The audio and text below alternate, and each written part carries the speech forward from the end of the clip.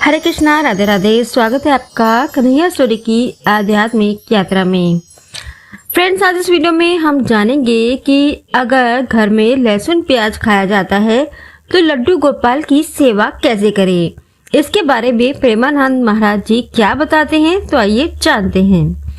भगवान श्री कृष्ण के बाल स्वरूप को लड्डू गोपाल कहा जाता है और कई लोग उनके बाल गोपाल रूप की मूर्ति घर में रखकर पूजा अर्चना करते हैं। लड्डू गोपाल को लोग सुबह स्नान कराकर नए वस्त्र पहनाते हैं और भोग लगाते हैं। लेकिन अक्सर लोगों का सवाल रहता है कि लहसुन प्याज खाने वाले लड्डू गोपाल की सेवा कैसे करें, तो आइए जानते हैं। प्रेमानंद महाराज जी के अनुसार लड्डू गोपाल को अगर घर में रखे हैं तो उनकी सेवा बच्चों की तरह से करनी चाहिए। जिस तरह से आप अपने बच्चों की देखभाल करते हैं, ठीक उसी तरह से लड्डू गोपाल की सेवा भी करनी चाहिए। जब भी लड्डू गोपाल को भोग लगाए तो उसमें तुलसी का पत्ता जरूर डालें। कहते हैं कि तुलसी के बिना भगवान भोग ग्रहण नहीं करते हैं। प्रेमानंद महाराज जी कहते हैं कि जिस तरह से आलू का पैदावार होता है, ठीक उसी पद्धति से प्याज भी उगाई जाती है।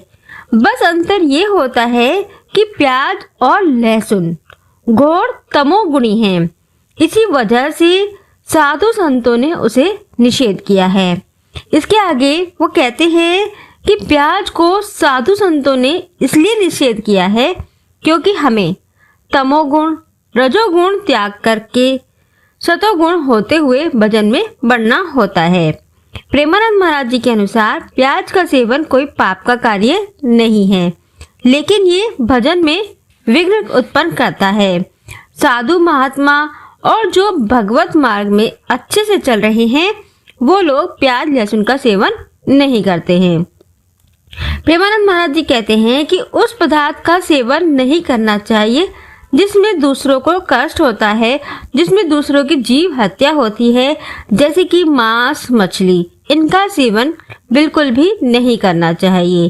प्याज लहसुन खाना कोई पाप नहीं है, ये तमोगुणी हैं जो भजन में विरोधी भाव पैदा करता है, इसीलिए इसके सेवन से मना किया जाता है।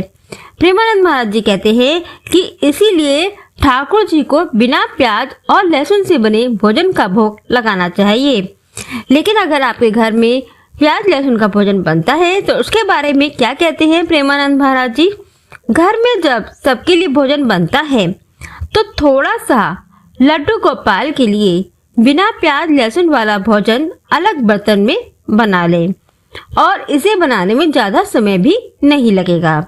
इसके साथ में चाहे तो ठाकुर जी को उसी रोटी का भोग लगा सकते हैं जो कि सबके लिए बनी हो। प्रेमानंद महाराज जी कहते हैं कि अब जिसको खाना है वो तो खाएगा ही। भक्ति लड़ाई झगड़े से नहीं बल्कि प्रेम से है। लेकिन दीक्षा लेने के बाद प्याज और लहसुन का सेवन बिल्कुल भी नहीं करना चाहिए। इसीलिए कहने का अर्थ ये है कि अगर आपके घर में कोई प्याज लहसुन खाता है तो जो प्याज लहसुन का भोजन है वो आप लड्डू गोपाल को ना लगाएं, बल्कि थोड़ा सा अलग बिना लहसुन प्याज का भोजन आप लड्डू गोपाल के लिए बना ले अलग बर्तन में, तो वो आप लड्डू गोपाल को लगा सकते हैं।